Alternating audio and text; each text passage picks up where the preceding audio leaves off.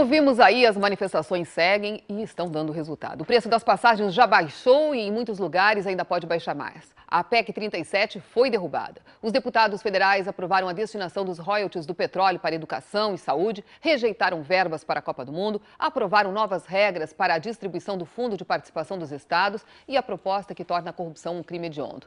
Enfim, projetos que tramitavam há anos, graças à pressão das ruas, foram resolvidos em até 2 dias. Agora ainda falta muita coisa, entre elas a reforma política, consultar o povo num plebiscito, num referendo. A presidente abriu diálogo com governadores e prefeitos, líderes políticos, enfim, todos estão convidados a opinar para juntos transformar o Brasil num país melhor. Ontem mesmo, o governador Tarso Genro se reuniu com os secretários e prefeitos para conhecer propostas que são defendidas pelos nossos governantes. Nós convidamos, então, o governador Tarso Genro para vir ao nosso programa, junto com o prefeito José Fortunati. Esse é um momento histórico para o Jornal do Almoço, a presença de vocês. Queremos muito agradecer a presença de vocês dois. Também estão conosco aqui nessa entrevista a colega Rosane de Oliveira e de Brasília participa pela nossa janela aqui, Carolina Bahia. Tudo bem, Carolina, aí? Tudo bem? Boa tarde a todos. Ok, Carolina, nos ouvindo perfeitamente. Eu gostaria de começar conversando com você sobre o tema que originou aí toda essa mobilização, que foi o preço das passagens. Aqui em Porto Alegre, atualmente, as passagens estão em R$ 2,85. Nós sabemos que na segunda-feira os vereadores vão votar aí a questão do projeto de lei que isenta o pagamento do ISS-QN. As passagens podem reduzir para R$ 2,80, mas o prefeito sugeriu ao governador que fizesse a desoneração do ICMS sobre o óleo diesel para diminuir ainda mais esse valor. O senhor vai atender esse pedido, essa sugestão do nosso prefeito? Isso nós temos que examinar em conjunto com a prefeitura, ver bem os cálculos que forem feitos, né? E verificar se esses recursos têm alguma significação para a tarifa, né? Se isso for demonstrado, não há nenhum problema, mas o problema é muito mais complexo do que 1 ou 2 centavos, né, na tarifa, seja aqui em Porto Alegre, seja em outro lugar. Prefeito. É importante lembrar que a Frente Nacional de Prefeitos, que o nosso governador já foi presidente e eu sou o presidente atual, tem discutido com o Congresso Nacional há 10 anos um projeto, Regime Especial de Incentivo ao Transporte Urbano de Passageiros. Esse projeto que tramita há 10 anos, que agora, ontem, foi votado no Senado Federal, na próxima terça-feira deverá ir em segundo turno, ele já propõe uma série de reduções de tributos, e por isso que a gente propôs a redução do PIS/COFINS, que o governo federal já atendeu, do ICMS, do ISS-QN, e cria todo um mecanismo de controle, com uma planilha única nacional do sistema de transporte, dando visibilidade e transparência. Cria os conselhos municipais, Porto Alegre tem, mas tantas cidades não têm, bilhete único, ou seja, procura modelar um novo sistema de transporte coletivo em todo o país. Isso a mobilização tem ajudado, porque o REITUB, que há 10 anos tramitava no Congresso Nacional, finalmente começa a receber uma definição. Bom, a presidente Dilma Rousseff anunciou 50 bilhões de reais para a mobilidade urbana no país. E a gente sabe que aqui em Porto Alegre não é só o preço que está em discussão, é também a qualidade dos nossos ônibus, a qualidade do serviço em geral. E o metrô era a nossa grande esperança de melhorar principalmente o trânsito, evidentemente, na Zona Norte. O senhor prefeito tem dito que com esse dinheiro que tem, não é possível que saia o metrô. O senhor governador ontem anunciou que desses 50 bilhões o Rio Grande do Sul vai pleitear 4 bilhões. Para onde irá esse dinheiro? Quanto vai para o metrô? De quanto nós precisamos para que o metrô saia do papel? Bom, nós vamos apresentar uma série de projetos em convênio, né, com as prefeituras, sempre de maneira articulada. O metrô, né, é um dos objetivos. A estrada Caminho do Meio, né, que é uma estrada estadual, que atravessa a região metropolitana a partir da Protásio, também é um elemento importante, né? Mas eu até sugeri ao prefeito Fortunati, nós tivemos 3 pontos importantes nessa reunião com a presidenta, né? Fortunati estava lá, como prefeito, eu como governador, e a presidenta anunciou o início de um diálogo social ampliado, que é uma coisa extremamente importante, porque o governo estava meio, eu diria, exclusivamente preocupado com a gestão, né? E sem relação política, né, com a sociedade organizada, que ao fim e ao cabo mostrou a sua força, e é muito importante que mostre, né, para que a democracia tenha vitalidade. A segunda coisa que a presidenta anunciou foi os 50 bilhões, né, para obras de mobilidade urbana, e um terceiro anúncio, né, não menos importante, é a questão do plebiscito, né, e do eventual encaminhamento desse plebiscito para uma reforma política, né. Eu acho que essa questão dos 50 bilhões, eu até sugeri ao Fortunati lá, aí como mais antigo presidente da Frente Nacional de Prefeitos, que os prefeitos deveriam sentaram com a presidente e dizer o seguinte, olha, não precisa dar 50, dê 30 para a mobilidade urbana e coloque 20 para subsidiar a tarifa do transporte coletivo nas grandes regiões metropolitanas, que é uma coisa mais imediata, né, que dá um conforto enorme para a população e que tem um efeito, inclusive, nas despesas cotidianas das famílias de mais baixa renda ou de média renda que usam o transporte coletivo. Então, eu acho que aí falta um impulso também. Esse impulso que vem das ruas, ele tem que ter uma voz organizada com propostas concretas. O Congresso Nacional já respondeu, né? Levou um susto, né?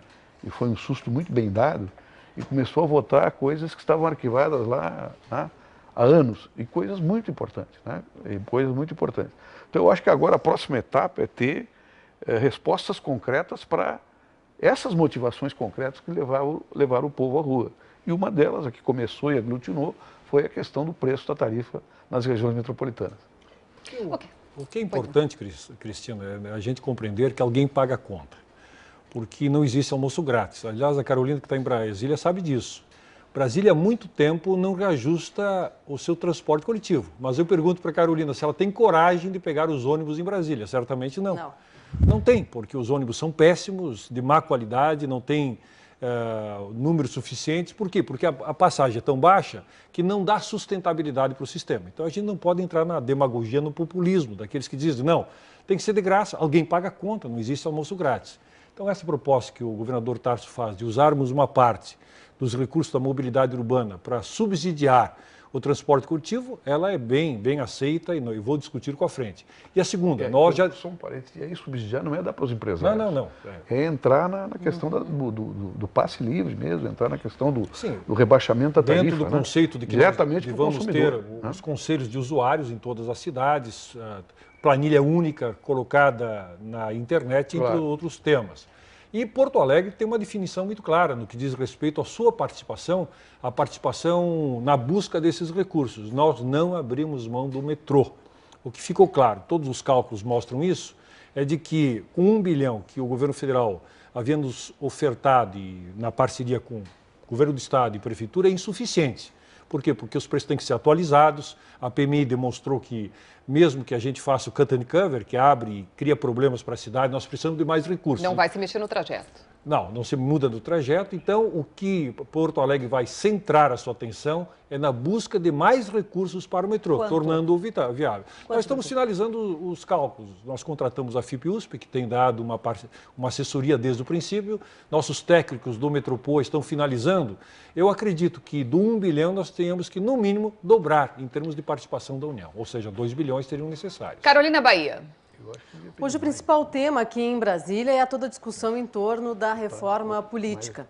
É evidente que o investimento em transporte público e também em saúde, que é um outro assunto que eu quero conversar com vocês, é importante, mas hoje a presidente Dilma, nesse momento, está reunida com líderes de partidos e também presidentes dos partidos para discutir a reforma política e a realização do plebiscito para a reforma política. Na segunda-feira, eu conversei tanto com o governador quanto com o prefeito sobre essa questão aqui no Palácio do Planalto. Eu pergunto, governador Tarso Genro e prefeito Fortunati, vocês são duas lideranças políticas importantíssimas no Rio Grande do Sul.